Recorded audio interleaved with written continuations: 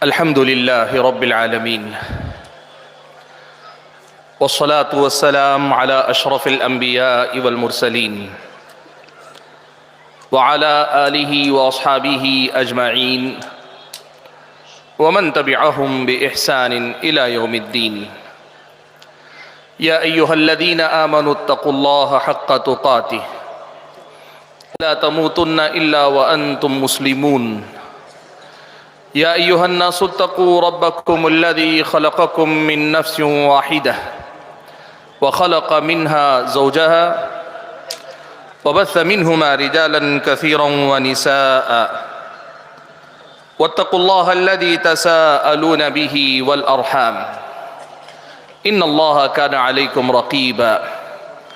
يا أيها الذين آمنوا اتقوا الله وقولوا قولا سديدا يصلح لكم أعمالكم ويغفر لكم ذنوبكم ومن يطع الله ورسوله فقد فاز فوزا عظيما. أما بعد فأعوذ بالله من الشيطان الرجيم. بسم الله الرحمن الرحيم. يا أيها الذين آمنوا إن جاءكم فاسق بنبأ فتبينوا أن تصيبوا قوما بجهالة فتصبحوا على ما فعلتم نادمين. محترم المقام صدر اجلاس، معزز علماء کرام، بزرگوں، نوجوان ساتھیوں اور پردہ نشین خواتین اسلام، آج کے اس پر رونق اجلاس میں رب العالمین کی توفیق سے شرکت کا یہ جو موقع نصیب ہوا اور آپ حضرات اور خواتین کے سامنے ایک ایسے عنوان سے متعلق آپ کی روزمرہ کی زندگی سے بڑا گہرا رشتہ اور تعلق ہے، گفتگو کرنے کا یہ جو موقع رب العالمین نے عطا فرمایا ہے، اس پر میں رب العالمین کا سب سے پہلے شکر بجا لاتا ہوں، اور پھر اس کے بعد ہماری اپنی اس جماعت و جمعیت کے مقامی جو حضرات ہمارے اپنے بھائی ہیں ان تمام کا شکر گزار ہوں کہ اتنی طویل مسافت سے آپ نے یاد کیا اور یہ موقع دیا کہ ہمارے ان بھائیوں اور بہنوں کے سامنے حاضر ہو اور کچھ باتیں رکھنے کا اللہ تعالیٰ مجھے اور آپ کو اللہ مجھے موقع دے اور آپ کو سننے کا موقع دے، اس کا آپ حضرات سبب بنے۔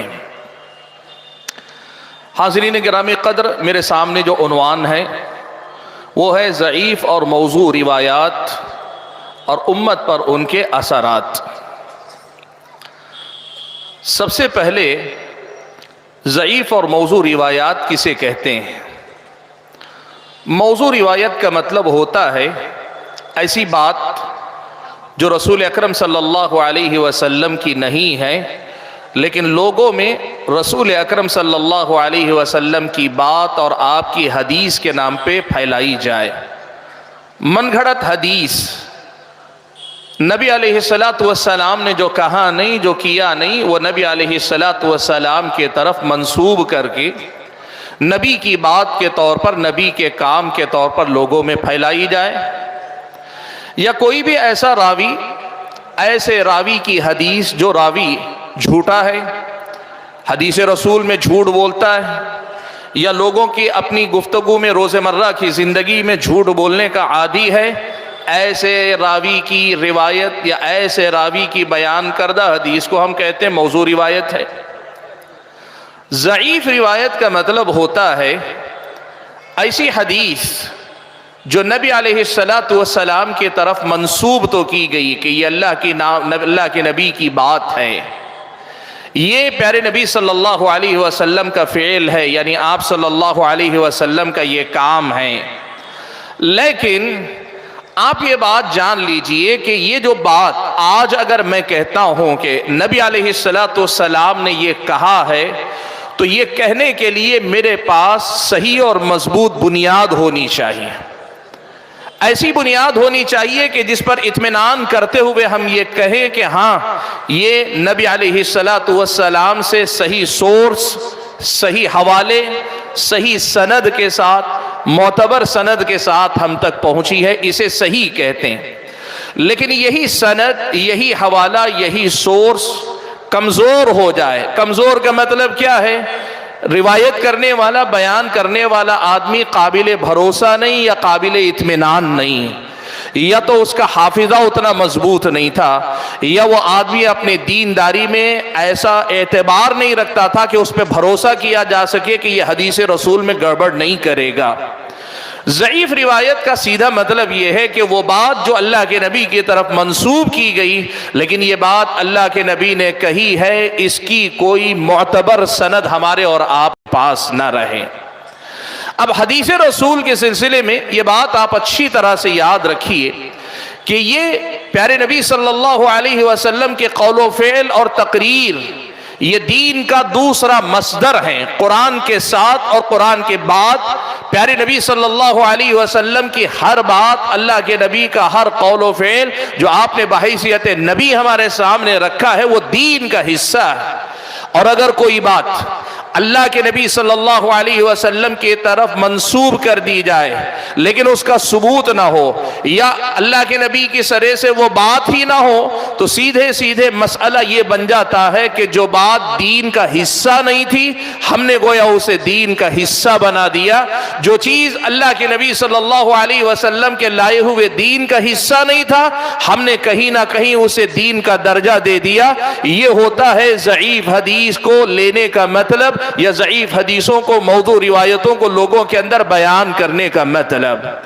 حاضرین گرامی قدر، میں آج بات کو آگے بڑھانے سے پہلے اس بات کی وضاحت کر لوں۔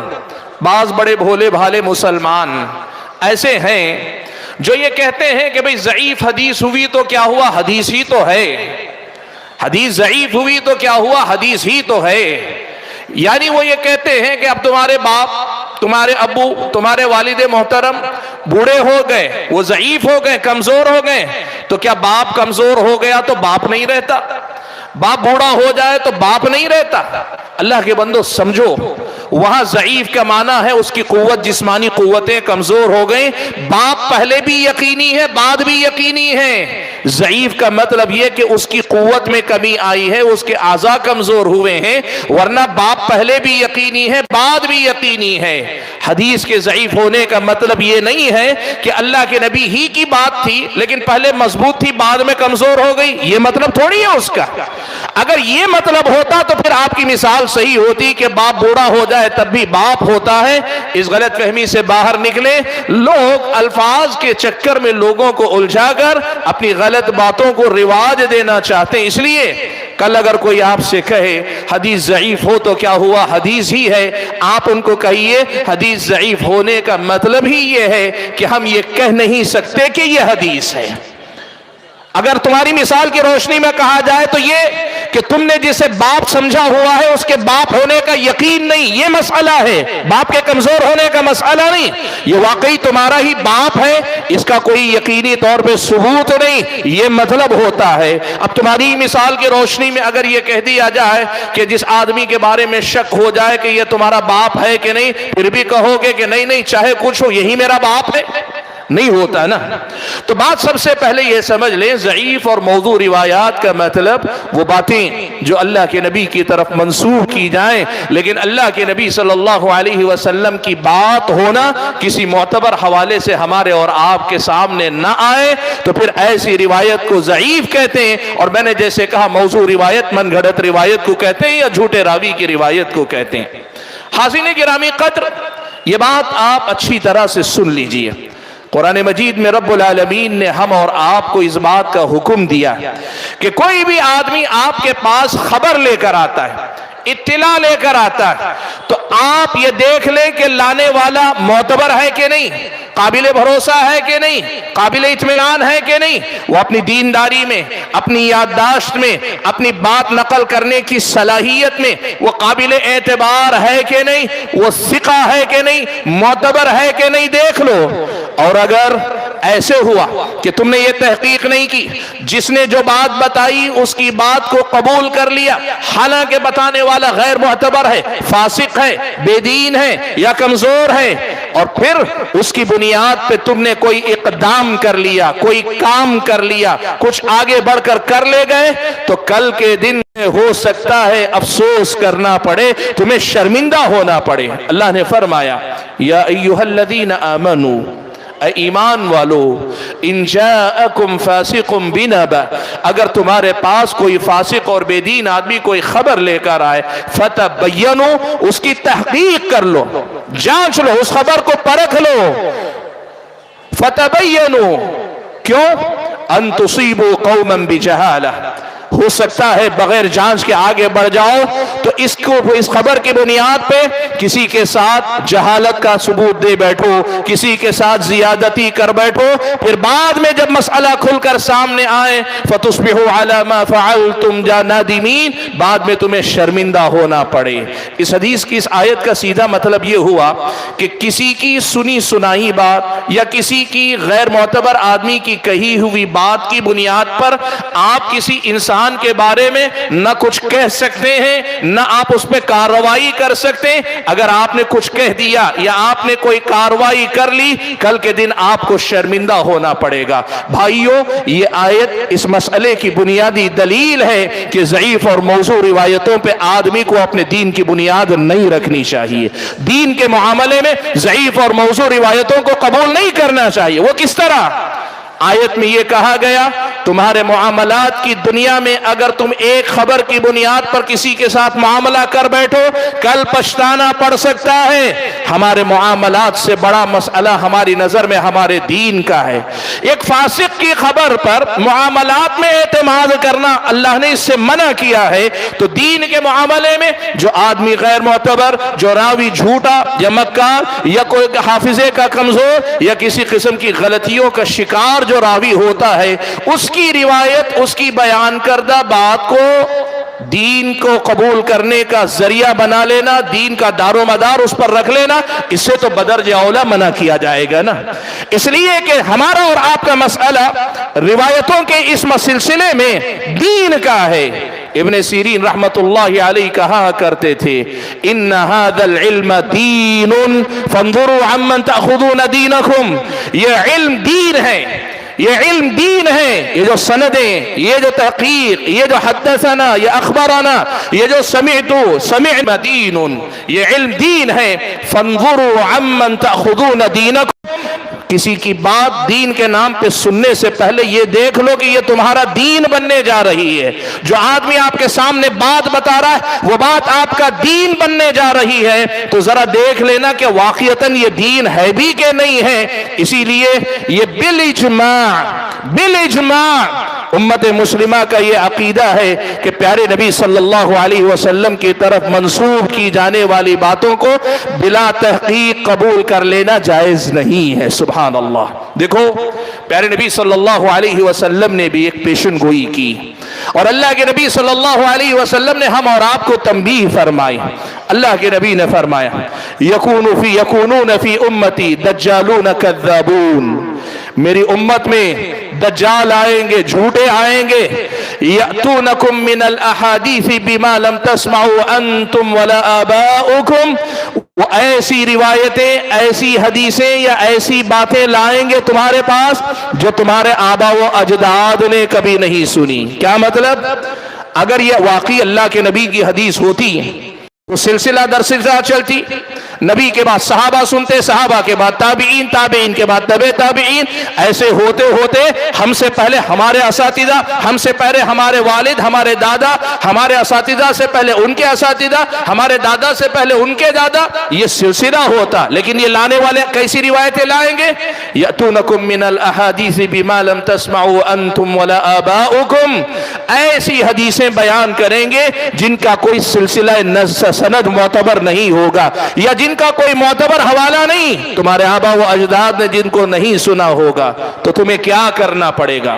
سنو، اللہ کے نبی اتنے سادہ الفاظ میں سمجھا دیا، کہا فَإِيَّاكُمْ وَإِيَّاهُمْ، اپنے آپ کو بچا لے جاؤ اور ان لوگوں سے دوری اختیار کر لو لے جاؤ، ان لوگوں سے دوری اختیار کر لو۔ مطلب یہ کہ ان کی باتوں کو نہ سنا کرو جو غیر مستند غیر معتبر روایتوں پر دار و مدار رکھ کر بات کرتے ہیں۔ اور اللہ کے نبی نے آگے کہا لا یضلونکم ولا یفتنونکم، اس لیے کہ اگر تم نے یہ نہیں کیا تو وہ تمہیں گمراہ بھی کریں گے، تمہیں فتنوں میں بھی مبتلا کریں گے۔ یہ ضعیف اور موضوع روایتیں اگر تم نے بغیر تحقیق کے ماننی شروع کر لی نا تو پھر کیا ہوگا؟ یہ تمہاری گمراہی کا سبب بنیں گے۔ تم دین سمجھ کر عمل کرو گے لیکن وہ ہدایت نہیں، گمراہی ہوں گے، اور تمہیں یہ امن و امان کی طرف لے جانے کے بجائے فتنوں میں الجھانے، فتنوں میں مبتلا کرنے کا سبب بنیں گے۔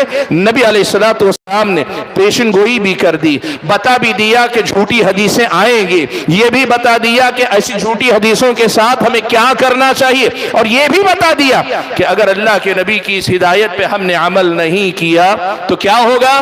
ہم گمراہی میں جئیں گے، ہم فتنوں کا شکار ہوں گے۔ یہ ان ضعیف اور موضوع روایتوں کے اثرات کے سلسلے میں اللہ کے نبی صلی اللہ علیہ وسلم کی طرف سے نص صریح ہے کہ اللہ کے نبی نے کہا یہ سیدھے سیدھے نقصان تمہارا ہونے والا ہے۔ حاضرین گرامی قدر، بات کو سمجھیے، یہ رب العالمین کا دین ہے۔ اللہ تبارک و تعالیٰ نے پیارے نبی صلی اللہ علیہ وسلم پر سلسلہ نبوت کا خاتمہ کر دیا۔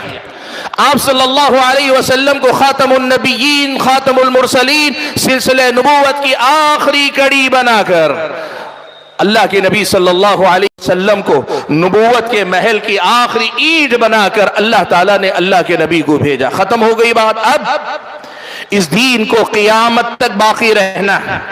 نبی کے بعد اب کوئی نبی آنے والے نہیں، لیکن دین کو قیامت تک باقی رہنا ہے، لوگوں پر حجت قائم کرنے، لوگوں کی ہدایت اور رہنمائی کے لیے اللہ تبارک و تعالیٰ نے پھر یہ ذمہ لے لیا ہے، اِنَّا نَحْنُ نَزَّلْنَا الذِّكْرَ وَإِنَّا لَهُ لَحَافِظُونَ، کہ ہم نے ذکر کو اتارا ہے، ہم ہی اس کی حفاظت کرنے والے ہیں۔ دین کی حفاظت، قرآن اور سنت کی حفاظت کی ذمہ داری اللہ تبارک و تعالیٰ نے لے لی ہے۔ اب اس کا مطلب کیا ہے معلوم؟ سادہ الفاظ میں اگر آپ کہیں ہمارا دین محفوظ ہے، اور وہ محفوظ کس سے ہے؟ بڑی ذمہ داری سے ایک بات کہو، محدثین کی کوشش، محدثین کی محنتیں، محدثین کی جانفشانیاں، محدثین کی قربانیاں، محدثین کے راتوں کی نیندوں کی قربانی، محدثین کا اپنے دنوں کے چین و سکون کو ختم کر کے بستی بستی قریہ قریہ سفر کر کے جانا، دواوین میں حدیثوں کو جمع کرنا، راویوں کے احوال جمع کرنا، یہ سب کچھ ہے، لیکن یاد رکھو حدیثوں کی حفاظت کا دار و مدار اصل میں محدثین کی کوششوں پہ نہیں، اصل ذمہ دار و مدار رب العالمین کی ضمانت پر ہے۔ اللہ نے کہا اِنَّا نَحْنُ نَزَّلْنَا الذِّكْرَ وَإِنَّا لَهُ لَحَافِظُونَ، اللہ نے ان حدیثوں کی حفاظت کی ذمہ داری، اس دین کی حفاظت کی اللہ تعالیٰ نے ذمہ داری لی ہے۔ اب دین محفوظ ہو چکا ہے، لہٰذا ایک بڑی اہم بات سنو، شیخ البانی رحمت اللہ علیہ نے اس موضوع پہ مستقل پورا ایک لمبا سلسلہ لکھ دیا، صرف یہ بتانے کے لیے کہ ہمارا دین اللہ نے محفوظ رکھا ہے، تو جو روایتیں ہیں معتبر ہیں، مستند ہیں، وہی روایتیں ہمارے اور آپ کے دین کو پورا کر دیتی ہیں، وہ کامل ہیں۔ ہمیں ضعیف اور موضوع روایتوں کی ضرورت نہیں، ہمارا دین اپنے کسی مسئلے کی وضاحت ضعیف اور موضوع روایتوں کا محتاج نہیں ہے۔ کیوں؟ اللہ نے حفاظت کی ذمہ داری لی ہے، تو جو چیز دین کا حصہ تھی اللہ تعالیٰ نے اسے محفوظ کروا دیا، اور اللہ تعالیٰ کے انتظام کی یہ شکل ہے جسے ہم محدثین کی خدمات کہتے ہیں، محدثین کی کوششیں کہتے ہیں۔ آپ یہاں سے ایک بات بڑی اچھی سے سمجھ لیجئے، لوگوں کو بسا اوقات ڈر بھی لگتا ہے کہ کہیں حدیث ہم سے چھوٹ نہ جائے، نہیں، پورے اطمینان کے ساتھ عمل کرو، جو بات صحیح سند سے آتی ہم اس کو مانیں گے، جو صحیح سند سے نہ آئے، جو موضوع روایت آئے، ہم بغیر کسی فکر کے اس کو چھوڑ دیں، اس لیے کہ رب العالمین کا دین محفوظ ہے، اور جب دین محفوظ ہے تو اللہ تبارک و تعالیٰ نے ہم اور آپ کو یہ غیر مستند غیر معتبر حوالوں سے بے نیاز کر دیا۔ اصل یہاں ہے، اگر یہ ہم سمجھ جائیں، یہ یقین میرے اور آپ کے اندر آ جائے کہ اللہ تعالیٰ نے اس دین کو محفوظ کر دیا ہے، تو پھر ہمارے اور آپ کی زندگی میں کبھی موضوع روایتوں کی طرف دیکھنے کی ضرورت محسوس نہیں ہوگی۔ اللہ کے بندے، مسئلہ یہ ہے کہ جس طرح اللہ کے نبی صلی اللہ علیہ وسلم کی محبت کے نام پہ بدعتوں کو فروغ دیا جاتا ہے نا، محبت حب نبی، نبی علیہ الصلوۃ والسلام کی محبت، نبی علیہ الصلوۃ والسلام کا عشق، میلاد بھی، بدعات بھی، خرافات بھی، غلط عقائد بھی، جس طرح اللہ کے نبی صلی اللہ علیہ وسلم کی محبت کے نام پہ ساری چیزیں پھیلائی جاتی ہیں، کہیں نہ کہیں حدیث رسول کے سلسلے میں بھی لوگ جیسے ہی لفظ حدیث دیکھتے ہیں پورے کے پورے اطمینان کے ساتھ یہ سمجھنے لگتے ہیں اسے وہ تقدس مل گیا۔ یاد رکھنا، تقدس ملتا اس وقت ہے جب یہ ثابت ہو کہ یہ نبی کی بات ہے، یہ نبی کا کام ہے۔ جب ثابت نہ ہو تو پھر اسے حدیث کا لفظ تو دیا جاتا ہے لیکن وہ حدیث رسول نہیں، اسے حدیث کا تقدس اور اعتبار نہیں حاصل ہوتا ہے۔ اس مسئلے کو سمجھو۔ محدثین کرام کے پاس ایک موضوع پہ بات ہوتی، وہ کیا ہے بھئی؟ جب موضوع جو حدیث ہے، موضوع روایت کے سلسلے میں جب یہ طے ہے کہ وہ حدیث نہیں ہے تو پھر اسے حدیث موضوع کیوں کہا گیا؟ اسے لفظ حدیث یا حدیث کا نام کیوں دیا گیا؟ وہ ہے ہی موضوع، من گھڑت۔ تو من گھڑت کو حدیث کا لفظ کیوں دیا جا رہا ہے، حدیث کا نام کیوں دیا جا رہا ہے؟ محدثین نے اس کا جواب دیا، صورتہ صورت الحدیث ولیس بحدیث۔ جب موضوع روایت کو حدیث کہتے ہیں تو اس معنی میں کہتے ہیں کہ اس کی شکل حدیث جیسی لگتی ہے، وہ ظاہر میں حدیث کی شکل میں آئی ہے، اس وجہ سے کہتے ہیں۔ ورنہ جو حدیث ہم کہتے ہیں صحیح حدیث ہے وہ اللہ کے نبی صلی اللہ علیہ وسلم کا قول یا فعل ہے۔ موضوع حدیث کا مطلب لفظ حدیث یہاں اور وہاں دونوں ایک معنی میں نہیں، دونوں کا مفہوم ایک نہیں ہے۔ یہ کئی محدثین نے موضوع حدیث کے سلسلے میں بات کہی ہے۔ بھائیو، ان ساری باتوں کی روشنی میں جو بنیادی مسئلہ آپ کے سامنے ذکر کرنا چاہتا ہوں وہ یہ کہ بحیثیت مسلمان، دیکھو ایک زمانہ تھا اس ملک کے اندر لوگ قرآن اور سنت کے نام سے گھبراتے تھے، تقلید کا ماحول تھا، جمود تھا، اندھا پن تھا، علم سے کوئی سروکار نہیں تھا۔ اور حد تو یہ ہے اگر حدیث رسول لوگوں کے سامنے پیش کی جاتی تھی تو لوگ کہتے تھے مارا با حدیث شیکار گر قول امام داری بیار، ہمیں حدیث سے کیا لانا لینا دینا، اگر امام صاحب کا کوئی قول ہے تو لاؤ۔ لیکن رب العالمین کے فضل و کرم کے بعد اس جماعت اہل حدیث، منہج اہل حدیث، مسلک اہل حدیث کی محنتوں کا، کوششوں کا یہ ثمرہ ہے کہ آج لوگ دین کی کوئی بھی بات بتانا چاہتے ہیں تو اب حدیث کا حوالہ دینا ضروری سمجھتے ہیں، قرآن کی آیت کا حوالہ دینا ضروری سمجھتے ہیں۔ اور آج کے دور میں بدعت کو بھی قرآن و سنت سے ثابت کرنے پہ کہ در پے ہے۔ ایسے ماحول میں یہ بات سمجھے آپ کہ آج کوئی آدمی صرف حدیث کا نام لے لے یا کوئی آدمی صرف حدیث کا کوئی ریفرنس دکھا دے، فلاں کتاب میں لکھا ہے، فلاں کتاب میں لکھا ہے۔ حد تو یہ ہے ہم نے ایسے بھی تماشے دیکھے، ایک کتاب ہے موضوعات ابن جوزی کی، بعض لوگ بڑے شان سے استدلال کر رہے ہیں، غلط مسئلے کے لیے حدیث کا حوالہ دے رہے ہیں اور خود کہہ رہے ہیں کہ یہ حدیث امام ابن جوزی نے موضوعات میں ذکر کی ہے۔ سبحان اللہ! موضوع روایت یعنی کتاب لکھی گئی من گھڑت حدیثوں کو جمع کرنے کے لیے، کتاب کے ٹائٹل پہ لکھا ہے لیکن اتنی سمجھ نہیں، لوگ حدیث کے نام پہ جو چاہے سناتے ہیں۔ اس کا مطلب کیا ہوا معلوم ہے؟ ایسے حالات میں جب اہل بدعت بھی، گمراہ لوگ بھی، منحرف لوگ بھی حدیث کا نام لیتے ہیں تو یہ ضرور دیکھا کرو یہ حدیث آتھنٹک ہے کہ نہیں، یہ حدیث معتبر ہے کہ نہیں، یہ حدیث صحیح ہے کہ نہیں، یہ دیکھنا آپ کی ہماری ذمہ داری۔ اب ظاہر بات ہے ہر عالم، ہر طالب، ہر آدمی، ہر عام آدمی اس کی استطاعت نہیں رکھتا کہ صحیح اور ضعیف کی پہچان کر لے۔ طریقہ یہ ہے کہ آپ علماء سے رابطہ کریں، کسی حدیث کو حدیث ماننے سے پہلے اور کسی حدیث کو قبول کرنے سے پہلے جو علماء ہیں ان سے رابطہ کر کے پوچھیں یہ آتھنٹک ہے کہ نہیں، یہ معتبر ہے کہ نہیں، یہ مستند ہے کہ نہیں، یہ معلوم کریں۔ اور جب اگر ہم اور آپ یہ کر لیں گے اللہ کے فضل و کرم سے بہت حد تک اور غیر مستند روایتوں کے اثرات سے ہم اور آپ بچے رہیں گے۔ حاضرین، اس بنیادی بات کو سمجھ لینے کے بعد ہم آتے ہیں ہمارے اپنے موضوع کے دوسرے حصے کی طرف جو کہ آج کے میرے موضوع کا اصل مدعا ہے۔ اب یہ جو بات ہوئی کہ جو بھی بات اللہ کے نبی کی طرف منسوب ہوئی تقدس میں، محبت میں، عقیدت میں، جہالت اور لا علمی میں، اور کئی بار دین کے لیے حرص اور لالچ میں، ہر بات جو اللہ کے نبی کی طرف منسوب ہوئی لوگ رواج دینے لگے، اور دین کے اندر صحیح احادیث کے ساتھ موضوع روایتوں کی آمیزش اور ملاوٹ ہونے لگی، غیر مستند غیر معتبر روایتوں پر بھی لوگوں نے دین کا دار و مدار رکھنا شروع کیا، تو اس کی وجہ سے امت مسلمہ کو بہت سارے نقصانات کا سامنا کرنا پڑا، بہت سارے نقصانات۔ حق یہ ہے کہ آج میں آپ کے سامنے نہ تو پورے نقصانات گنا سکتا ہوں اور نہ ہی ہر ایک نقصان کی پوری تفصیل آپ کے سامنے رکھ سکتا ہوں۔ کوشش کروں گا کہ جتنا وقت میرے پاس ہے یا جتنی دیر میں بول سکوں اس میں کچھ بنیادی نقطات کی طرف صرف اشارہ کروں، اور ہو تو ایک دو مسائل کی ذرا وضاحت کر لوں تاکہ ہم اور آپ اس کو سمجھیں کہ قرآن اور سنت کی اس واضح ہدایت کو غیر معتبر غیر مستند روایتوں سے دور رہو، نظر انداز کرنے کی سزا کہیے یا نظر انداز کرنے کا نقصان کہیے، ہم اور آپ کس کس انداز میں جھیل رہے ہیں ہم اور آپ کو اس کا اندازہ ہو سکے۔ حاضرین گرامی قدر، سب سے پہلا نقصان ضعیف اور موضوع روایات کا جو ایک مسلمان کو اپنی زندگی میں اٹھانا پڑتا ہے وہ کیا ہے معلوم ہے؟ یہ سیدھے سیدھے رب العالمین کے حکم کی نافرمانی ہے۔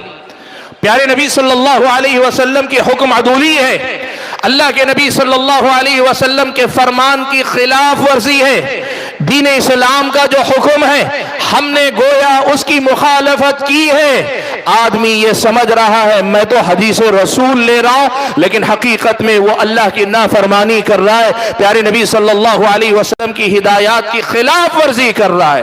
الذین ضل سعیہم فی الحیاۃ الدنیا وہم یحسبون انہم یحسنون صنعا، یہ ان لوگوں میں سے ہیں جو زندگی پر یہی سمجھتے رہے ہم بہت اچھا کام کر رہے ہیں، لیکن سے قیامت اللہ کے پاس آئیں گے ساری محنت اکارت جائے گی، ساری محنت مٹی میں ملا دی جائے گی۔ اللہ کے بندو، دین کے نام پہ وہ چیزیں جو دین کا حصہ نہیں ان کو لینا یا ان کی پرواہ نہ کرنا، ان کے سلسلے میں احتیاط نہ کرنا، ان کے سلسلے میں فکر نہ کرنا، یہ سیدھے سیدھے اللہ کی مخالفت، اللہ کے حکم کی مخالفت، پیارے نبی صلی اللہ علیہ وسلم کے حکم کی نافرمانی۔ آپ اس کو اچھی طریقے سے سمجھ لیجئے گا۔ حاضرین گرامی قدر، ظاہر بات ہے جب ہم اور آپ اللہ تبارک و تعالیٰ کے حکم کی نافرمانی کرتے ہوئے ضعیف اور موضوع روایتوں کو اپنائیں گے تو کیا ہوگا معلوم ہے؟ قرآن مجید میں اللہ تعالیٰ نے ایک بڑی سخت وعید سنائی ہے، اور سمجھو یہ بات سمجھو۔ اللہ نے فرمایا وَمَن يُشَاقِقِ الرَّسُولَ مِن بَعْدِ مَا تَبَيَّنَ لَهُ الْهُدَى وَيَتَّبِعْ غَيْرَ سَبِيلِ الْمُؤْمِنِينَ، جو آدمی ہدایت کے واضح ہو جانے کے بعد بھی رسول کو ایک طرف چھوڑ کر اپنی ایک شق نکالتا ہے۔ میں اپنے موضوع سے جوڑ کر اگر آیت کے مفہوم کو بتاؤں، حدیث کے صحیح یا ضعیف ہونے کا مسئلہ واضح ہونے کے باوجود جو آدمی اس ہدایت کو قبول نہیں کرتا، احادیث کو ایک طرف چھوڑ کر دوسری طرف نکلتا ہے، اللہ نے کہا نولیہ ما تولا، اسے ہدایت پر لانے کے بجائے جس رخ پہ وہ آگے بڑھتا ہم اسی طرف دھکا دے دیتے ہیں، اسی طرف اسے چلا دیتے ہیں، اسی طرف اسے آگے بڑھا دیتے ہیں، اور قیامت کے دن وَنُصْلِهِ جَهَنَّمَ، قیامت کے دن ایسے نافرمانوں کو جو رسول کے طریقے ان کی ہدایت سے انحراف کر کے اپنی ایک راہ نکالنا چاہتے ہیں، ہم جہنم رسید کریں گے، وساعت مصیرہ، اور بڑا برا ٹھکانہ ہے یہ جہنم۔ اللہ کے بندو، سب سے پہلا نقصان یہ ہوگا کہ اگر ہم نے اپنے دین کو صحیح اور معتبر روایتوں پہ نہ رکھ کر اس قسم کی من گھڑت اور موضوع روایتوں پہ اعتماد کیا، اللہ تبارک و تعالیٰ بھی ہدایت اور گمراہی کے فرق کی جو نعمت ہے، ان تتقوا اللہ یجعل لکم فرقانا، کہ اگر تم اللہ تعالیٰ کا تقوی اختیار کرو اللہ تعالیٰ تمہیں وہ نگاہ بصیرت عطا کرے گا جو حق و باطل میں فرق کرنے والی ہو، اللہ اس سے محروم کر دے گا اللہ کے بندو۔ اسی لیے آپ دیکھ لو بڑے بڑے فتنے اٹھتے ہیں ہر دور کے اندر، آپ دیکھ لو، بڑی ذمہ داری سے ایک دعویٰ آپ کے سامنے کر رہا ہوں، یہ دعویٰ نہیں، تاریخ کی بہت بڑی سچائی ہے۔ ہر دور میں جب کبھی بدعتیں اٹھی نا، ان بدعتوں کو پہچاننے اور اس پہ روک لگانے کی توفیق اگر اللہ نے دی تو اللہ تعالیٰ نے محدثین کرام کو نصیب فرمائے۔ کیوں؟ وہ اس ہدایت کے پابند تھے کہ یہ اللہ کا حکم ہے، معتبر اور مستند روایتوں کو ہی قبول کرنا ہے۔ اللہ تعالیٰ نے اس کی برکت یہ دکھائی، کوئی بھی فتنہ اٹھتا، محدثین کرام بالخصوص محدثین میں سے جو بلند پایا محققین کے درجے میں تھے نا، انہوں نے فتنوں کو پہچان کر امت کو فتنوں سے بچانے کا کام کیا۔ ورنہ بڑے بڑے نام، بڑے بڑے جبے، بڑے بڑے قبے، بڑی بڑی علامتیں ظاہری، لیکن حدیثوں کے سلسلے میں ان کی بد احتیاطی نے خود انہیں ان بدعتوں کیا، ان گمراہیوں کا شکار کیا ہے۔ بھائیوں، سب سے پہلا نقصان اللہ تعالیٰ کی نافرمانی، پیارے نبی صلی اللہ علیہ وسلم کی حق و عدولی ہوتی، اور اس کا نقصان یہ ہوتا ہے توفیق الہی سے ہم محروم کر دیے جائیں گے۔ ہدایت اور گمراہی میں فرق کرنے کا جو مادہ ہے اللہ تعالیٰ وہ ہم سے چھیننے لگے گا۔ ہم اور آپ دین کے نام پہ غیر معتبر باتیں، وہ جو دین نہیں اسے ہم دین سمجھ کر اپنانے لگیں گے۔ یہ ضعیف اور موضوع روایات کا پہلا نقصان۔ دوسرا نقصان ضعیف اور موضوع روایات کا کیا ہوگا معلوم ہے آپ کو؟ دوسرا نقصان یہ ہوگا کہ ہمارا اور آپ کا دین بدل جائے گا۔ ہمارا اور آپ کا دین بدل جائے گا، دین کی شکل بگڑ جائے گی، دین کی شکل اور اس کی حقیقت تبدیل ہو جائے گی۔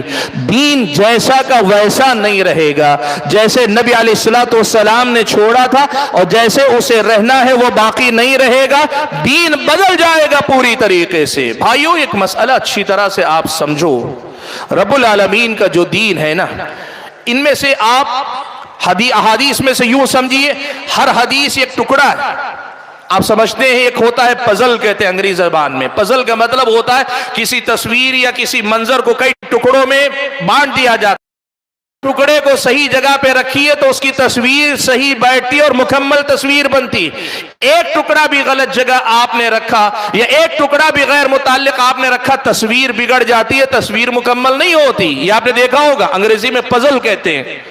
آپ یہ بات سمجھیے، احادیث میں سے ہر حدیث یہ اس پزل کا ایک ٹکڑا ہے۔ ہر حدیث کو جو صحیح اور معتبر احادیث ہیں ان کو ان کی صحیح جگہ پہ رکھتے جائیں گے۔ اسلام کی، دین کی جو تصویر ہے، یا یوں کہیے کہ دین کا جو سانچہ اور ڈھانچہ ہے وہ مکمل ہوگا، ایک دم فٹ بیٹھے گا۔ اب ہوگا کیا دیکھو، اگر ہم نے صحیح کے بجائے ضعیف اور موضوع روایتوں کو لے لیا تو کیا ہوگا؟ یہ ضعیف اور موضوع روایتیں کہیں گھیر لیں گے، صحیح روایتوں کو ان کی جگہ بیٹھنے کا موقع نہیں ملے گا۔ اب اس کے بعد ایک طرف تو صحیح کچھ حدیثیں رہ جائیں گی، ضعیف اور موضوع روایتیں مل کر جو شکل بنائیں گی یا جو تصویر ابھر کر آئے گی، اسلام کا جو تعارف سامنے آئے گا، اسلامی شریعت کے اندر عقائد، عبادات، اخلاق، معاملات میں سے ہر میدان کی جو تصویر سامنے آئے گی نا، وہ اسلام کی حقیقی تصویر نہیں ہوگی۔ دین بدل جائے گا، دین تبدیل ہو جائے گا، نام اسلام کا ہوگا، نام دین کا ہوگا، نام حدیث کا ہوگا، لیکن اس کے باوجود وہ دین کی حقیقی شکل نہیں ہوگی۔ یاد رکھیے گا اس بات کو کہ ان ضعیف اور موضوع روایتوں کا سیدھے نقصان یہ کہ لیبل تو قرآن کا، لیبل تو حدیث کا، یہ لیبل تو اسلام کا لگا رہے گا، لیکن جو شکل سامنے آئے گی وہ حقیقی اسلام نہیں ہوگا۔ اور جب اسلام ہی حقیقی نہ رہ جائے تو پھر آپ بتائیے کہ اس سے بڑا نقصان کیا ہو سکتا ہے؟ ظاہر سی بات ہے، جو ہم دین سمجھتے ہیں اسی پہ چلیں گے، جسے ہم نے دین مانا ہے اسی پہ عمل کریں گے، اور وہی اگر اسلام نہ ہو، وہی اگر دین نہ ہو، تو پھر بتائیے کہ ہمارا اور آپ کا عمل آخر کس چیز پہ ہو رہا ہے؟ حاضرین گرامی قدر، تیسرا ایک نقصان آپ کے سامنے گناتا ہوں۔ ضعیف اور موضوع روایتیں عقائد کو بگاڑنے کا بہت بڑا سبب ہے۔ ضعیف اور موضوع روایتیں ہمارے اور آپ کے عقائد کو بگاڑنے کا بڑا سبب ہیں، اور جتنی بڑی بڑی گمراہیاں بدعتیں آئی نا، چاہے وہ خوارج کی بدعت ہو، وہ روافض کی بدعت ہو، وہ قدریہ کی بدعت ہو، وہ جہمیہ کی بدعت ہو، کسی کی بھی بدعت ہو، حالانکہ ان میں سے بعض منکر حدیث ہیں، لیکن اس کے باوجود ایک بات آپ سمجھیے، ان گمراہیوں کے پھیلنے کے پیچھے ایک سبب موضوع اور ضعیف روایتیں بھی ہیں۔ ان بدعتوں کو تقویت پہنچانے میں یاد رکھیے گا اس کا بڑا اہم کردار رہا ہے کہ موضوع روایتیں ہیں۔ میں عقائد کے حوالے سے صرف ایک مثال آپ کے سامنے دے کر بات کو واضح کرتا ہوں۔ پیارے نبی صلی اللہ علیہ وسلم کی محبت اور شان کے نام پر اور اللہ کے نبی کے بارے میں ہمارا عقیدہ کیا ہونا چاہیے، اس سلسلے میں ایک روایت بڑی مشہور ہے، اور وہ روایت کیا ہے؟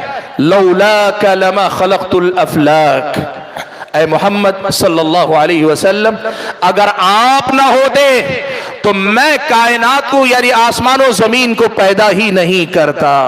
ایک روایت موضوع روایت ہے، من گھڑت روایت ہے، موضوع اور من گھڑت روایت ہے کہ لولاک لما خلقت الافلاک، اگر آپ نہ ہوتے تو میں کائنات ہی پیدا نہ کرتا۔ اب اس کے نتیجے میں صوفیہ کے پاس، بدعتیوں کے پاس اور ہمارے اپنے ملک کے مختلف مکاتب فکر کے لوگوں کے پاس یہ عقیدہ پیارے نبی صلی اللہ علیہ وسلم کی تعریف کرتے ہوئے کہتے ہیں وجہ تخلیق کائنات، یعنی آپ کی وجہ سے یہ کائنات وجود میں آئی۔ اور لوگ اسی کو تھوڑا سا بدل کر کہتے ہیں آپ کی خاطر یہ کائنات پیدا کی گئی ہے۔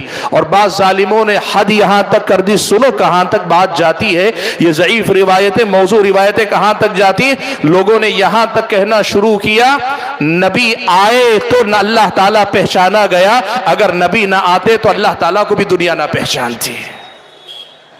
ان ضعیف اور موضوع روایتوں نے عقائد کے باب میں اس مقام پہ مسلمانوں کو پہنچا۔ ایک روایت لولاک لما خلقت الافلاک کہ اگر تم نہ ہوتے تو میں کائنات کو، آسمان و زمین کو پیدا نہ کرتا۔ اس چیز نے کیا کیا پتہ ہے؟ قرآن کی سیدھی ایک آیت وما خلقت الجن والانس الا لیعبدون، میں نے جن اور انس کو پیدا ہی اس لیے کیا کہ وہ میری عبادت کریں۔ کائنات کی تخلیق کا مقصد اللہ کی عبادت ہے، اللہ کی توحید ہے، اور یہ حدیث کہیں نہ کہیں سیدھے اس مفہوم سے ٹکراتی ہے۔ اور اس کا نتیجہ کیا ہے معلوم ہے آپ کو؟ لوگ اللہ تبارک و تعالیٰ کا ذکر صبح و شام نہیں کرتے، پیارے نبی صلی اللہ علیہ وسلم کی نعت صبح و شام پڑھتے، اللہ تبارک و تعالیٰ سے لو لگانے، تعلق جوڑنے کے نام پہ بات نہیں کرتے، پیارے نبی صلی اللہ علیہ وسلم تک پہنچنے ہی کو سب کچھ سمجھ بیٹھتے ہیں۔ یاد رکھو اگر کوئی اس معنی میں، جس معنی میں اللہ نے اللہ کے نبی کو نبی بنایا، نبی تک پہنچتا ہے تو وہ اللہ تعالیٰ تک پہنچ رہا ہے، یعنی نبی کے طریقے پہ چل رہا ہے تو اللہ کی عبادت کر رہا ہے۔ لیکن میں جو بات کہہ رہا ہوں وہ ذرا الگ قسم کی، لوگوں نے اپنی زندگی میں اللہ تعالیٰ کو بھلا دیا، ساری کی ساری زندگی کا محور پیارے نبی صلی اللہ علیہ وسلم کی شخصیت اور وجود ہے، نبی کی اتباع نہیں، نبی کے ذریعے اللہ تعالیٰ کے دین پہ عمل کرنے کی بات نہیں، نبی کی شخصیت اور وجود ہی کو، اور اس کے پیچھے اس قسم کی موضوع احادیث کا بڑا اہم کردار۔ اللہ کے نبی کو اللہ نہیں کہا، لیکن اللہ تعالیٰ کی جگہ قریب قریب لے جا کے بیٹھا دیکھ لو، اگر آپ اس کا جائزہ لے سکے نا، ایک موضوع روایت غلط عقائد کی بنیاد بنتی ہے۔ یہ عقائد پر ان غلط اور موضوع روایتوں کے اثرات کا ایک نمونہ ہے۔ اور میں نے ابھی آپ کے سامنے بدعتوں کا بھی ذکر کیا، یہ بھی ایک نقصان ہے۔ بڑی بڑی بدعتوں کے پیچھے انہی موضوع روایتوں کا بڑا اہم کردار ہے، جیسے رافضیت ہے، شیعیت ہے۔ آج کے دور میں جو رافضیت ہے، آج ہی نہیں، وہ جو اللہ کے نبی کے زمانے کے بعد حضرت عثمان کے زمانے سے فتنوں کا دور شروع ہوا، شیعہ کا جب وجود میں ہوا نا، تب سے لے کر آج تک آپ دیکھ لیجئے، آپ کو پتہ چلے گا کہ موضوع اور من گھڑت روایتیں ساری رافضیت کی بنیاد، رافضیت کی پوری بدعت موضوع روایتوں پہ ٹکی ہوئی ہے۔ امام شافعی رحمت اللہ علیہ نے بات کہی تھی کہ ہم نے ان سے زیادہ حدیث رسول میں جھوٹا ہم نے نہیں دیکھا۔ وجہ کیا ہے؟ یہی موضوع روایتیں، یہ من گھڑت روایتیں ان کے دین کی بنیاد بنتی ہیں۔ اور آج لوگ کہتے ہیں شیعہ سنی بہت بڑا مسئلہ ہے، اس کو ختم ہونا چاہیے۔ ختم کرنے کے لیے پہلے موضوع روایتوں سے تو دامن چھوڑاؤ، اور جب موضوع روایتوں سے دامن چھوڑا کر صحیح حدیثوں کی طرف آؤ گے پتہ چلے گا رافضیت کوئی چیز نہیں، شیعیت کوئی چیز نہیں، وہ کوئی دین نہیں۔ انہیں تو توبہ کر کے سنت پہ چلنا چاہیے، وہ سنت جو صحابہ اور آل بیت دونوں نے مل کر روایت کی ہے، اس سنت کی طرف ان کو آنا چاہیے۔ ان موضوع روایتوں نے بدعتوں کے رواج میں بڑا اہم کردار ادا کیا۔ اللہ تعالیٰ کے بندوں بھائیوں، ان موضوع روایتوں کا ایک اور نقصان ہوا، وہ کیا ہے معلوم آپ کو؟ وہ نقصان یہ ہوا کہ بہت سارے مسلکی تعصب، یہ جو فقہی مسائل ہیں نا، فقہی مسائل جب تک فقہی مدارس کی حیثیت رکھتے ہوں، جب تک یہ فقہی مدارس حنفی، شافعی، مالکی، حنبلی یا ظاہری، یا پھر یہ کہ جو مذہب نہ بن سکے، لیث ابن سعد مصری، اوزاعی، سفیان ثوری، کوئی بھی کسی بھی عالم کی بھی، یہ سارے جو مذاہب ہوئے نا، ان کے اندر بعد میں جو تعصب آیا، اور اس تعصب کے نتیجے میں کعبۃ اللہ کے اندر بیک وقت چار مصلے کہ ایک امام حنفی، ایک شافعی مالکی، شافعی کے پیچھے ہی نماز پڑھے گا، حنبلی کے پیچھے ہی نماز پڑھے گا، مالکی کے پیچھے ہی، یہ عصبیت کا جو دور تھا نا، اس کے پیچھے بھی ضعیف اور موضوع روایتوں کا بڑا اہم کردار ہے۔ اس کو میں دو حصوں میں تقسیم کر کے بتاتا ہوں۔ سب سے پہلے عصبیت کا ایک پہلو، احناف میں سے بعض جاہلوں نے، فقہ حنفی سے نسبت رکھنے والے بعض نادانوں نے یہ کام کیا، حدیثیں گھڑی، کہا یکون فی امتی رجل، اللہ کے نبی صلی اللہ علیہ وسلم کی طرف منسوب کر کے کہا کہ اللہ کے نبی نے کہا میری امت میں ایک آدمی ہوگا جسے ابو حنیفہ کہا جائے گا، وہ سراج امتی، وہ میری امت کا چراغ ہوگا، اور اپنی تعریف کے ساتھ مقابل مسلک شوافے سے ان کا ٹکراؤ تھا، تو شوافے کے بارے میں ان کو گرا یہ حدیث گھڑی، کہا یکون فی امتی رجل، میری امت میں ایک ایسا آدمی ہوگا جسے کہا جائے گا محمد ابن ادریس، اس کا نام محمد بن ادریس ہوگا، یہ امام شافعی کا نام ہے، اس کا نام محمد بن ادریس ہوگا، اضر علی امتی من ابلیس، یہ آدمی میری امت پر ابلیس سے زیادہ نقصان دہ ہوگا۔ مسلکی عصبیتوں کو جلا بخشنے، تقویت پہنچانے میں ان موضوع روایتوں نے بڑا اہم کردار ادا کیا۔ لوگوں نے ان موضوع روایتوں کو یا ضعیف روایتوں کا سہارا لے کر اپنے مسلکوں کو بچانے کی کوشش کی، اپنے امام کی برتری ظاہر کرنے، اپنے مسلک کی جیت کا ڈھنڈورا پیٹنے کے لیے اس کا استعمال کیا۔ اور اسی سے جڑی دوسری بات جو میں کہنا چاہتا ہوں، ان موضوع روایتوں سے آگے بڑھ کر خصوصی طور پر جو ضعیف روایتیں ہیں نا، ان ضعیف روایتوں نے امت کو بانٹنے میں، تفرقہ ڈالنے میں، امت کو تقسیم کرنے میں بڑا اہم کردار ادا کیا۔ یہ جتنے فقہی مسلک ہیں نا، ہم اہل حدیث یہ مانتے ہیں کہ سارے علماء کی محنتیں ہمارا علمی ورثہ، ہم سارے علماء کے علم سے استفادے کے قائل ہیں، لیکن ہمارا ماننا یہ ہے حق نہ تو کسی ایک امام میں، نہ ایک مسلک میں، اور نہ ہی ہر مسئلہ صرف کسی ایک مسلک میں صحیح ہے۔ ہمارا ماننا یہ امت کی محنتیں، یہ ساری محنتیں ملا کر دلیل کی روشنی میں جو بات صحیح ثابت ہوگی ہم اسے اپناتے ہیں اور اسی کو آنے کی دعوت دیتے ہیں، اور ہمارا اسی بنیاد پہ یہ دعویٰ ہے کہ ہماری دعوت اتحاد کی دعوت ہے، وحدت کی دعوت ہے، امت کو جوڑنے کی دعوت ہے، امت کو ایک اس میں پرونے کی بات ہے۔ لیکن ہوا کیا معلوم ہے؟ ہر مسلک والوں نے پہلے طے کر لیا گر جائیں گے لیکن مونچھ پہ مٹی نہیں لگے گی، چاہے کچھ ہو جائے ہمارا مسلک ہار نہیں سکتا، میرے امام کی بات مرجو نہیں ہو سکتی۔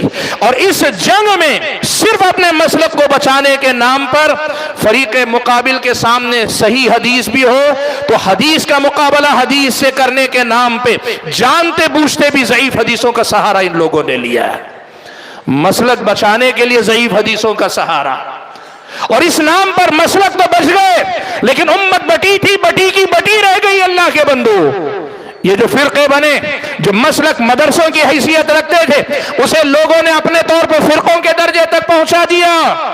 یہ صورتحال ہے، ہم اور آپ یہ بات دیکھتے ہیں، چاہے کچھ ہو جائے، جہاں دلیل زوردار ہوتی ہے نا تو آدمی یہ کہتا ہے اللہ کے نبی کی حدیث سے مسئلہ ثابت ہے، اور جہاں خود پتا ہوتا ہے کہ موقف کمزور ہے، فریق مقابل کے سامنے دلیل مضبوط ہے اس کی، تو لوگ کہتے نہیں ہمارے اپنے مسلک کی بھی دلیل ہے۔ آپ جا کر ڈھونڈ کر دیکھو بھائیو، ایسے مسائل میں دسیوں مسائل ملیں گے، روایتیں ضعیف ہیں، غیر معتبر ہیں، لیکن پھر بھی لوگ چھوڑنے کے لیے تیار نہیں۔ کیوں؟ وہ روایت چھوٹے گی تو مسلک کمزور پڑ جائے گا، وہ روایت چھوٹے گی تو امام کا قول کمزور پڑ جائے گا۔ بھائیو، مسلک بچانے کے لیے لوگوں نے ضعیف اور موضوع روایتوں کا سہارا لیا ہے، یہ تاریخ اسلام کی یا علمی تراث کی تاریخ کا ایک بڑا ہی افسوسناک پہلو ہے، اور وہی یہ بتاتا ہے کہ ضعیف روایتوں نے ہمارا اور آپ کا کہاں کہاں نقصان کیا۔ بھائیو، ان ضعیف اور موضوع روایتوں نے ایک اور دروازہ ہمارے اور آپ کے سامنے کھولا، وہ کیا ہے؟ دیکھو، جو دشمنان اسلام ہوتے ہیں نا، وہ دشمنان اسلام ویسے ہی اسلام اور اسلامی تعلیمات پر ناقدانہ نظر رکھتے ہیں، وہ ہمیشہ تنقید کرنا چاہتے ہیں، وہ ہمیشہ اسلام اور مسلمانوں کو نیچا دکھانا چاہتے ہیں، اعتراضات کرنا چاہتے ہیں۔ لیکن رب العالمین کا یہ کلام ہے جو ہم سب کا کائنات کا خالق ہے، اسی کی بھیجی ہوئی ہے شریعت، اسی کا قرآن، اسی کی سنت ہے۔ وَلَوْ كَانَ مِنْ عِنْدِ غَيْرِ اللَّهِ لَوَجَدُوا فِيهِ اخْتِلَافًا كَثِيرًا، اگر یہ اس کے علاوہ کسی اور کی طرف سے آئے ہوتے تو بہت زیادہ اختلاف پاتے، اس میں اعتراض کی بھی گنجائش ہوتی، نہ سمجھنے آنے والی بھی بہت ساری باتیں ہوتی، سب کچھ ہوتا، لیکن یہ رب العالمین کا کلام ہے اور رب العالمین کی دی ہوئی سنت ہے۔ قرآن و سنت کو اللہ تبارک و تعالیٰ نے انتہائی اعلیٰ درجے کی معقولیت بھی عطا کی ہے اور اللہ تعالیٰ نے اسے حکمتوں سے بھرپور دین بتایا۔ اسی لیے جو بھی اعتراض کرتا ہے وہ منہ کی کھاتا ہے، پتہ چلتا ہے جو عقل مند بن رہا تھا بعد میں جا کے وہ بڑا بیوقوف ثابت ہوتا ہے۔ یہ اسلام کی سچائی۔ لیکن ضعیف اور موضوع روایتوں نے دشمنان اسلام کو، معترضین کو، اسلام کے بارے میں شکوک و شبہات پیدا کرنے والوں کو موقع دیا۔ وہ موضوع روایتیں لیتے، وہ ضعیف روایتیں لیتے اور لے کر اعتراض کرتے، اور اعتراض پہ اعتراض نہیں، بڑے گھناؤنے اعتراض کرتے۔ نعوذ باللہ۔ میں آپ کو حوالہ دینا چاہتا ہوں، کئی واقعات ہیں لیکن میں آپ کو بتاؤں، پیارے نبی صلی اللہ علیہ وسلم کے حضرت زینب سے نکاح ہوا، حضرت زینب بنت جحش سے نکاح ہوا، وہ اللہ کے نبی کے منہ بولے بیٹے حضرت زید کی مطلقہ تھیں، اللہ کے نبی نے ان سے شادی کی۔ اللہ تعالیٰ نے خود اس شادی کے لیے نظم کیا، اس کے ذریعے اللہ تعالیٰ نے قرآن میں ذکر کیا، اللہ تعالیٰ نے فَلَمَّا قَضَى زَيْدٌ مِّنَّا وَطَرًا زَوَّجْنَا کہا، ہم نے آپ کی شادی کروائی۔ قرآن میں اللہ نے کہا کہ محمد صلی اللہ علیہ وسلم کے جو بیٹے منہ بولے، جو منہ بولا بیٹا ہوتا ہے وہ سگا بیٹا نہیں ہوتا، لہٰذا اس کی منکوحہ یا اس کی مدخولہ جو بیوی ہوتی ہے وہ باپ پر، منہ بولے باپ پر حرام نہیں ہوتی۔ اس مسئلے کو ختم کرنے کے لیے اللہ تعالیٰ نے حضرت زینب رضی اللہ تعالیٰ عنہ سے اللہ کے نبی کا نکاح کروایا۔ لیکن میں آپ کو بتاؤں، ظالموں نے موضوع روایتیں یا ضعیف روایتیں روایت کی اور ان روایتوں کو پھیلایا تو اس کا نتیجہ یہ ہوا، بعض ظالموں نے نبی علیہ السلام کی شخصیت پر گھناؤنا الزام تک لگایا بعض روایتوں کے سہارے کہ نعوذ باللہ نبی علیہ السلام حضرت زینب کے عشق میں مبتلا ہو گئے تھے اور اس کے نتیجے میں آپ نے یہ شادی کی۔ لا حول ولا قوت الا باللہ۔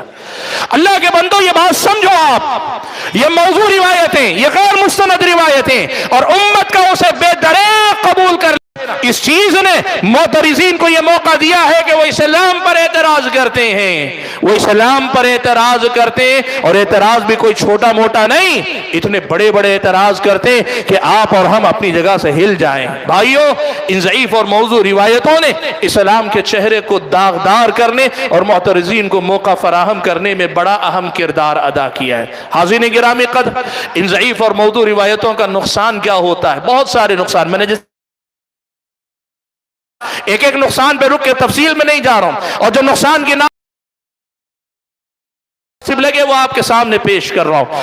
بھائیو، اس کا ایک اور نقصان یہ ہوتا ہے، وہ یہ ہے کہ لوگ شریعت مطہرہ کی روشنی میں ہر عمل کا ایک وزن ہے، اس کا ایک درجہ ہے، ہر عمل کا ایک وزن ہے، اس کا ایک درجہ۔ فرائض سب سے پہلے عقائد ہیں، عقائد کے بعد عبادات اور معاملات میں سے فرائض ہیں، فرائض کے بعد مستحبات ہیں، ایک درجہ بندی ہے اسلام شریعت کی۔ آپ اگر صحیح روایتوں کو اپنے ساتھ رکھیں گے نا تو آپ کو پتا چلے گا کہ جتنی فضیلتیں آئی ہیں، جتنی اہمیت آئی ہے، ان میں سے ہر عمل کو وہی وزن دیتے ہیں جو اس کا اپنا وزن بنتا ہے، جو اس کا حق بنتا ہے۔ لیکن ضعیف اور موضوع روایتوں کی دنیا میں اگر آپ جائیں گے نا، آپ کو پتا چلے گا چھوٹے چھوٹے عمل پر اتنا زیادہ ثواب کہ آدمی کہے گا بھئی یہ سارے چھوڑو، بسا اوقات فرائض بھی چھوڑو، سنتیں بھی چھوڑو اور بڑی بڑی نیکیاں چھوڑو، بس یہ عمل کر لو، یہ جو چھوٹا سا عمل ہے یہ کر لو، یہ کافی ہے۔ کیا ہوتا ہے معلوم ہے؟ موضوع روایتوں کے اندر اور ضعیف روایتوں کے اندر بہت بڑی بڑی فضیلتیں آتی ہیں، کیا کرتے ہیں اس کے نتیجے میں؟ عام لوگ ہیں، میں اگر آپ کو کہوں یہ کرو تو 10 روپیہ ملے گا، یہ کرو 100 روپیہ، آپ کیا کریں گے؟ کہیں گے بیوقوف ہوں گا اگر میں 10 روپیہ والا کام کروں 100 روپیہ والا کام کروں گا۔ ضعیف اور موضوع روایتوں میں آنے والے فضائل نے لوگوں کو دین کے احکام کے اندر کا جو توازن تھا، اس کے اندر جو درجہ بندی تھی، اس کو بھول کر صرف ثواب کے لالچ میں ایسے اعمال میں لگا دیا جو اعمال سرے سے ثابت نہیں۔ یہ عمل ثابت ہے تو اس کا وہ درجہ نہیں، یہ کام لوگوں نے کیا۔ اور آپ دیکھیے گا، میں مثال دے کر کہہ سکتا ہوں، تبلیغی جماعت کے لیے تبلیغی نصاب لکھا، تبلیغی جماعت کے لیے تبلیغی نصاب لکھا۔ اب تبلیغی نصاب میں خود صاف انہوں نے لکھا صرف 6 باتیں اس کے اندر ہیں، اور 6 باتیں بھی کون سی ہیں؟ ارکان اسلام، ارکان ایمان بھی نہیں ہیں، پورے 6 باتیں انہوں نے لکھی ہیں۔ ان 6 باتوں کو جو تبلیغی نصاب تھا، فضائل اعمال 6 عمل کی تھی، لوگوں نے اسے کل دین سمجھ لیا۔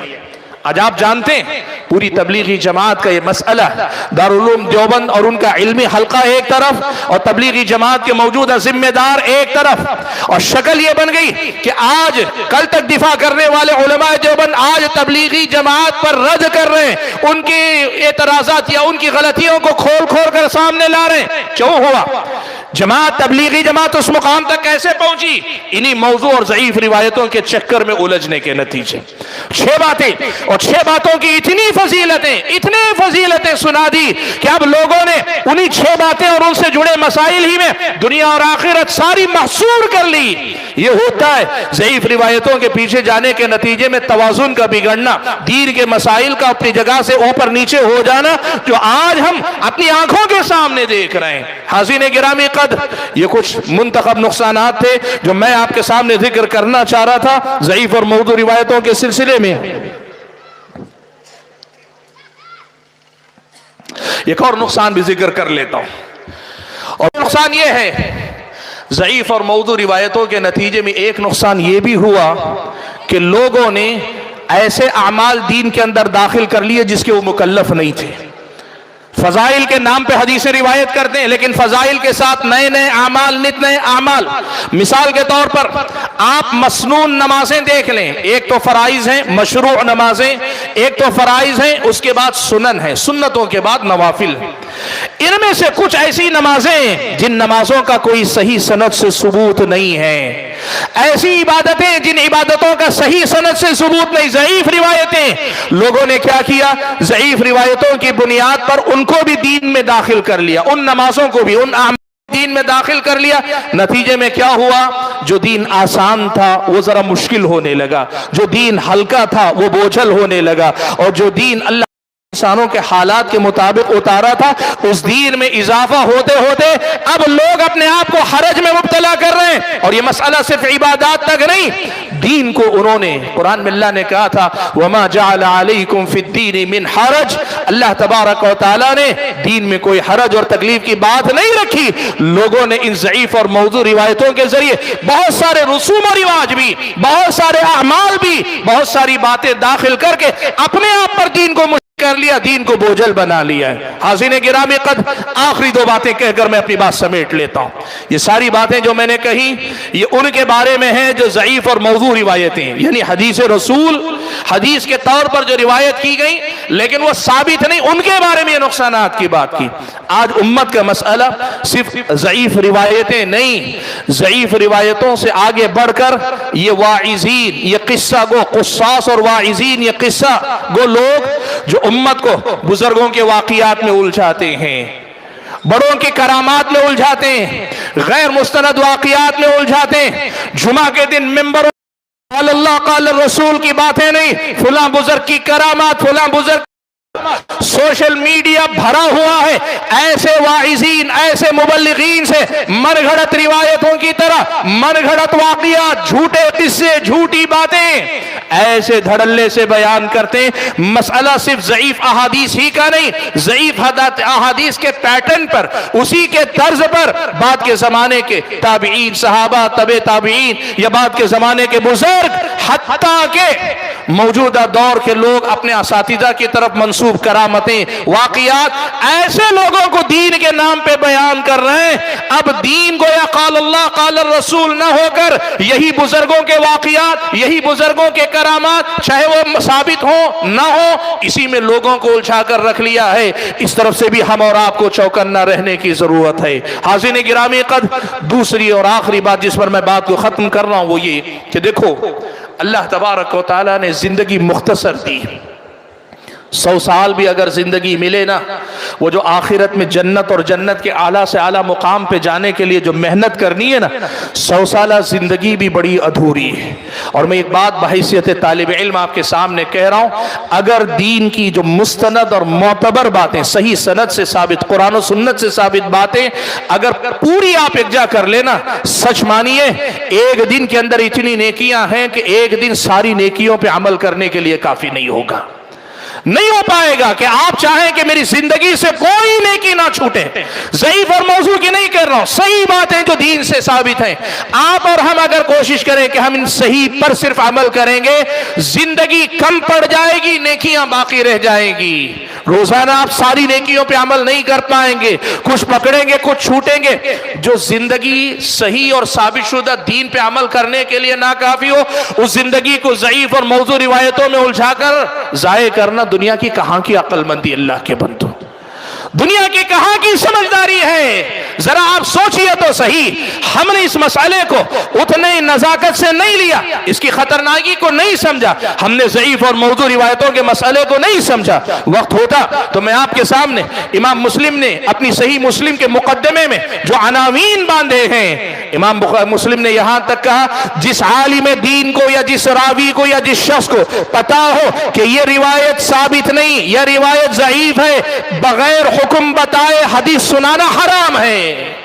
हुक्म जानता है, अवाम के अंदर उसका हुक्म बताए बगैर बयान करना नाजायज है। अल्लाह के बंदो समझा करो, ये मेरे और आपके दीन और ईमान का मसला है। ये मौजू रिवायतें, ज़ईफ रिवायतें मेरे और आपके दीन का बेड़ा गर्क कर देंगे। उसके मुकाबले में सुभान अल्लाह, शेख अलबानी रहमतुल्लाहि अलैह सारी जिंदगी ये दावत देते हुए एक दुनिया से रुखसत हुए कि फिस सहीह गुनिया, अल्लाह ताला ने जो हमारे लिए दीन महफूज रखा कुरान और सुन्नत के दलाइल में, कुरान तो है पूरा, उसके साथ अहादीस में से जो सही सनद से साबित है वो काफी है, वो हमें बेनियाज कर देते हैं। हमें ज़ईफ और मौजू के पीछे पड़ने की जरूरत नहीं। यही पैगाम आज मेरी पूरी तकरीर का खुलासा है। अगर ये पैगाम आप यहां से लेकर जाते, अल्लाह के फजल करम से उम्मीद है कि हम सबसे पहले अपने आप पर एहसान करेंगे और उसके बाद पूरी उम्मत मुस्लिमा पर एहसान करेंगे। और ये जो ज़ईफ और मौजू रिवायतों के चुंगल में उम्मत फंसी हुई है ना, अल्लाह के फजल करम से हम उससे निकाल कर बिदातों को, गलत अकायद को, मसलकी असबियतों को, अलग अलग किस्म के नुकसानात को पार करके